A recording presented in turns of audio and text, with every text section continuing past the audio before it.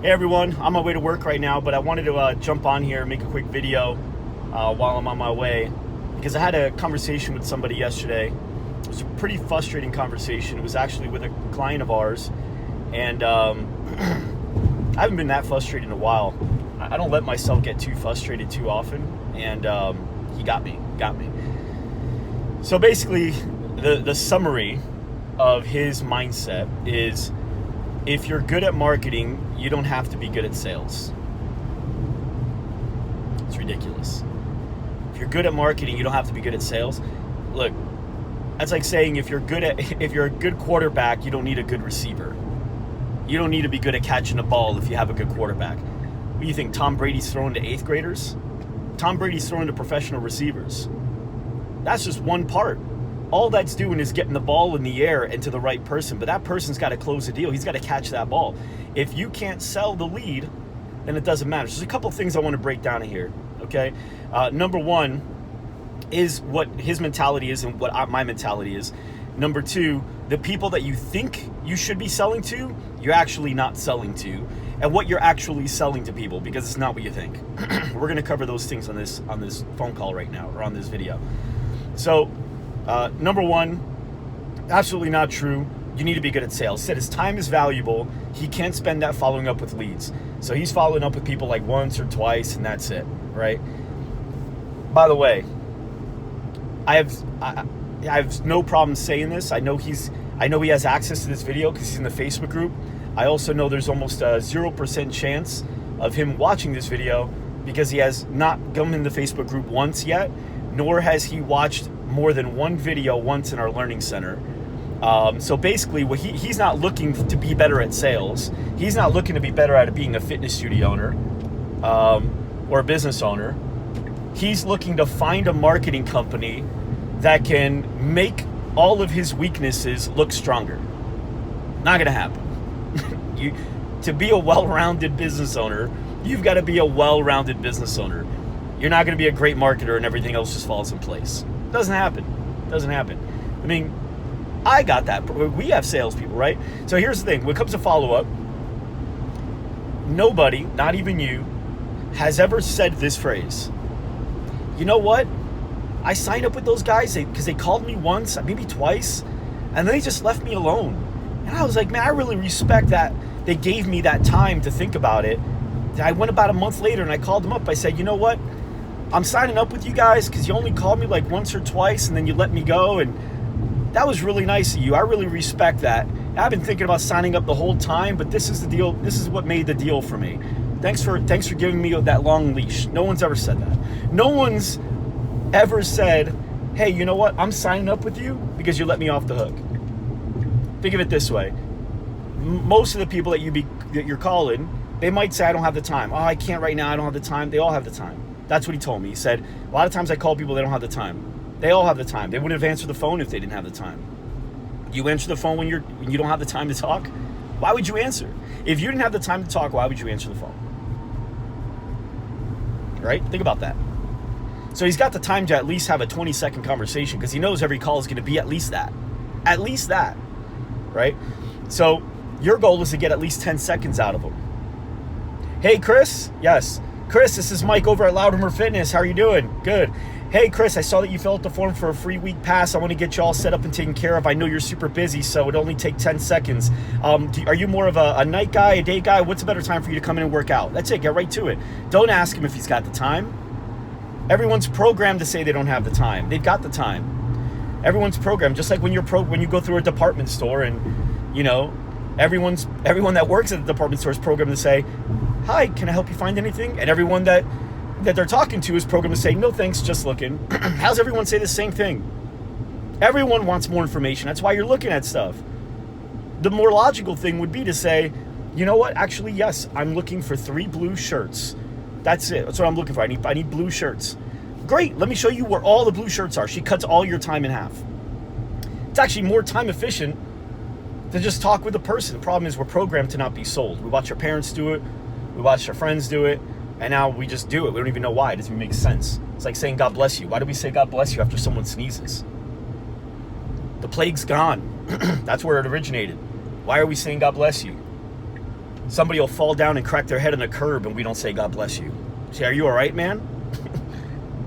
We should be blessing that guy. That guy has a better chance of dying than the guy that sneezed, right? But we're programmed. So the people you're talking to, you've got to know that it's programming. But if you can avoid the programming when you call, same thing, like when I tell you guys how to answer the phone. Some of you guys do it, which is really great. I love when I call fitness studio owners we work with and they answer the phone the way I teach them. It bugs me when they don't. But, when you answer the phone, hey, thanks for calling Loud Rumor Fitness. How can I help you? Thanks for calling Loud Rumor Fitness. This is Mike. How can I help you? Loud Rumor Fitness is Mike. How can I help you? They were expecting that because they're programmed to expect that. So they're going to say, hey, I just want to know how much you guys charge for ... That's their program. That's all the information they want. But when you change up their programming, when you say something like, thanks for calling Loud Rumor Fitness, is Mike, may I ask your name, please? You throw them off. They don't have a program for that. So your goal, you have to know, you have to have the mindset. These people have programming. Everything's programmed, right? Hey, how are you doing? Good, how are you? That's a program. Why'd you ask if you just keep walking? What if you had a long answer? Were you prepared for a long answer? No, we're programmed. We got to know that. Now that you know that, you can predict it. Now that you can predict it, you can adjust. You got to know the plays, right? I fought for 12 years, and when I fought, it was important I knew this guy was a lefty. So if he's a lefty, I got to know how to fight him. He runs out of breath quickly. Okay, I know that, so I know I'm going to play the long game with him. You got to play that card, right? So you got to know what people are programmed, what's a program, what people do often, and how do you get there? How do you beat them to it before they get there themselves? You overcome an objection before it becomes one. So that's number one. Number two, he wants me to target people that have money. Sounds logical, doesn't it? Mike, I want you to target people that have got money and that want a fitness program. Look, people that have money and want anything have it. They're not looking for it anymore. They've got it. Right? I asked him, I go, how many fitness studios are in your 5-mile radius? More than 5? He goes, oh yeah, geez, I can't even count. How many would you guess? He goes, 100. I go, 100. So is it hard to find a fitness studio? If they want to get in shape, is it hard to find a place to get in shape? No. So if a person has money and they decide they want to get in shape, do you think they're just scrolling on Facebook, stuck, waiting for an ad like yours? Or do you think the moment they decided they wanted to get in shape, they just went out and got a membership somewhere? He's like, yeah. Yeah, of course. You want to sell, you want to find a way to sell to the people that don't have money. There's more of them. There's more of those people. Now, a lot of you guys are saying, yeah, but they don't have money. No, they do. They do. My cousin goes to a school, lower income bracket school in Fair Lawn, New Jersey, and I think it was like 64% of the kids have a smartwatch that costs over $199. A smartwatch. Why does that high school kid need that? By the way, they have a $1,200 phone. They also have computers and laptops. They've got a lot of stuff. Here's the deal. You've got to know how to sell to the lower income bracket if you guys really want to expand. For 2 reasons. Number one, because there's more of them, right? Apple sells the most expensive everything. The most expensive smartwatch, the most expensive laptops, the most expensive phones, the most expensive tablets, the most expensive pencils for the tablets. You name it, they've got the most expensive version of that. They are the largest company of their kind. Why? Because they only sell to the top 10%? No. They're the largest company of their kind because they sell to everyone. Everyone. Broke people have an iPhone.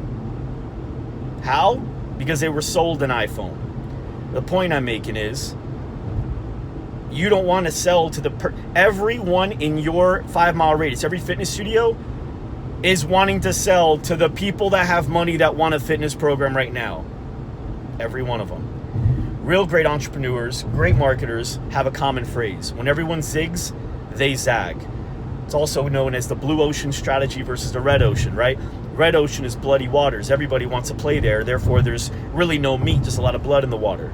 Blue ocean is, man, I have my choice of fish. No one's going after the low income bracket except for my top performer. My top performers that I work with, they want everyone.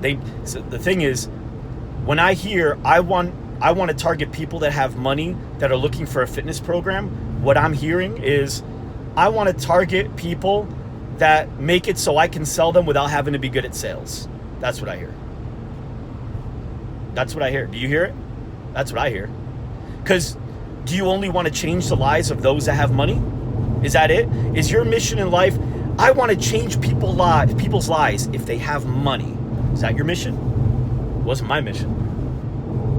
Most of my customers couldn't afford me when they met me, right? Most of my customers are making less than the customers that you guys are probably selling, right? A lot of them, when they first come to us, they've got a business maybe doing $18,000, $25,000 a month with employees, and their take home is maybe $2,000, $3,000. Some aren't making money. How do they afford $1,500 a month? Because I've had to learn how to sell to those people too. I couldn't just learn how to sell. Yeah, it's easy. Oh, this guy's doing 7 figures, and he's got a $300,000 a month take home. That's the guy I want. That guy's already got his problems figured out. That guy pays for his problems to go away. He's a harder sell. You think he's an easier sell? He's a harder sell. So you guys aren't getting it, right? And when I say you guys, I don't mean all of you guys, right? Like some of you guys get, a lot of you guys get it, but those of you that don't, think about it. Have you said that? Have you been guilty of saying, like, I want to sell to people that have got money? Those are harder people to sell to. I've got money. I have zero. It's going to be hard for you to sway me to work out at a different place. I got 2 memberships already, and I'm good. I'm so good, it's not even on my radar. The deal of a lifetime can come up on my newsfeed. I wouldn't notice it because it's not a pain point for me. But if I'm out of shape and I haven't had the money to join a fitness center or get a trainer, and I'm out of shape, that's a pain point for me. So now when I see a free week at a fitness studio, free, I don't have money, at a fitness studio, I'm not in shape, that calls to me. And then if the pain is strong enough and you guys are good at controlling that conversation, you can get that same person that spends 10 times as much on a phone, 3 times as much on a watch, to buy a membership with you. Because I promise you, their pain of not being in shape is greater than their pain of not having an Apple Watch. You guys agree with that? Let me know what you guys think. Here's another thing too. I was in the debt settlement industry for 3 years. I watched people that were making $30,000, $40,000 a year somehow, I don't even know how they got the credit, somehow have $80,000 BMWs. $80,000, why? How? Because the pain. They were so broke that they needed to prove something. People that are broke, everyone finds the money. If you want something bad enough, you'll put on a credit card, you'll borrow it, you'll justify it, you'll do what you have to do. If you want something bad enough, or you getting them to want it bad enough. It's another thing too, you're not selling fitness.